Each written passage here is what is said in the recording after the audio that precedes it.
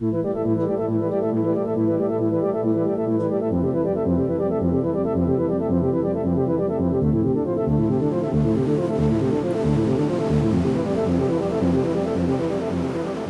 in Sydney we have two main types of seals. They're both fur seals. So we have Australian fur seals and we have New Zealand fur seals, and both of them were heavily exploited a couple of hundred years ago.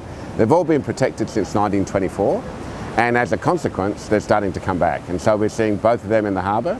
They don't breed in the harbour. The closest breeding area for both species is Montague Island, which is about 220 k's south down the coast.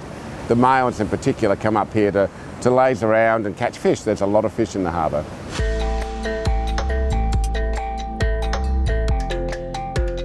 Fur seals, like whales, are some of the big conservation success stories, really. So when I was a boy, which is a horribly long time ago, back in the 60s, there were no fur seals up this way at all. Since then, they've expanded right up the coast. I mean, we see them year-round in Sydney now.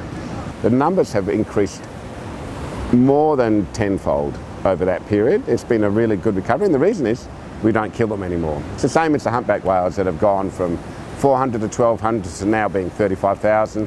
Fur seals have recovered pretty much at exactly the same rate over that period. For the most part, most people are pretty good. They leave them alone. Then once they learn they can haul out safely, then they'll keep doing it. There's a couple who haul out around at Clovelly. I see them all the time, and they're quite big. And there's the ones that, of course, haul out on the Opera House steps, and they love the Opera House steps.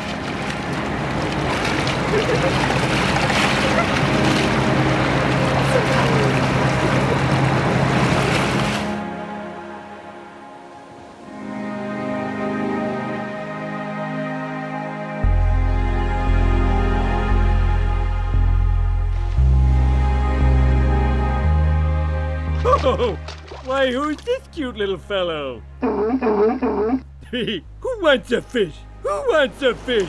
Oh, oh, oh. Benny's just a fur seal. A happy fur seal who's got a nice niche, best view in the world.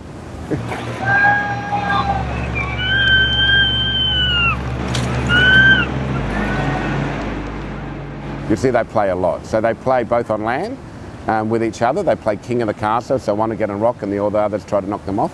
They'll play with bits of seaweed. They'll play with their mum. They very long period where they're dependent upon their mothers. The mothers are great mothers. They essentially look after their pup for well over a year, but then they have to learn how to fish, so they play in the water. So they play chasey. They'll grab bits of seaweed and one will race off with the others to try and grab it back off them.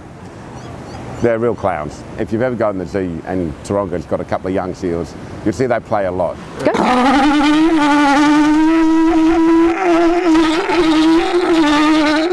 Good boy. You're a good seal, aren't you? You mummy's boy? They're very dog-like in the sense that they build rapport with their keepers, and they're dog-like in the sense that they're trainable.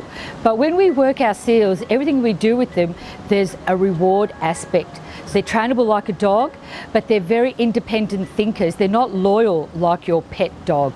So there's that level of independence that I feel they're more like cats. So they're a little bit more fickle. They think more independently, it's on their terms, and we need to work with them, whereas a dog I think is a little bit more forgiving. The seals are not as forgiving as a dog. Good boy.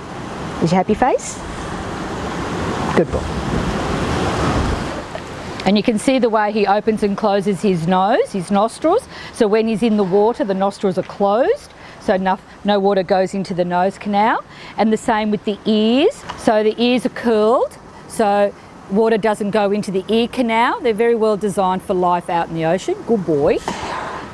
In the water, they're the masters of their domain, and so they will play with you because it's on their terms. We're really slow and clumsy. I've been body surfing and I've had seals on either side of me. I've had them actually climb on my back when I've been body surfing because they know they can just zoom off and fly away. So they're very interactive in the water. Not the big males, they tend to be just looking for food. They're like old men, they're old and grumpy.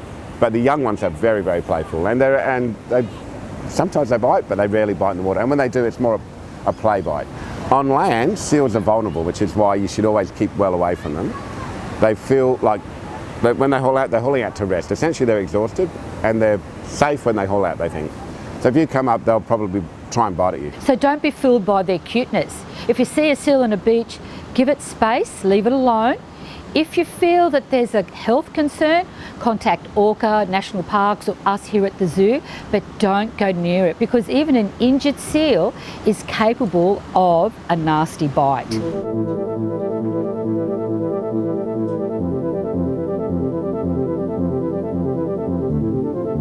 Even though overfishing our waters is a problem and unfortunately continues to be a problem, they are so used to humans now and coming back to their original breeding areas, whereas they were hunted and wiped out, where now they're on the return. And that's a good thing, that's a great thing, and people are becoming more aware and more environmental as well, and they're promoting the welfare of these animals. So hopefully the long-nosed fur seals will continue to grow in numbers and we'll see them more frequently closer to Sydney and not just down south.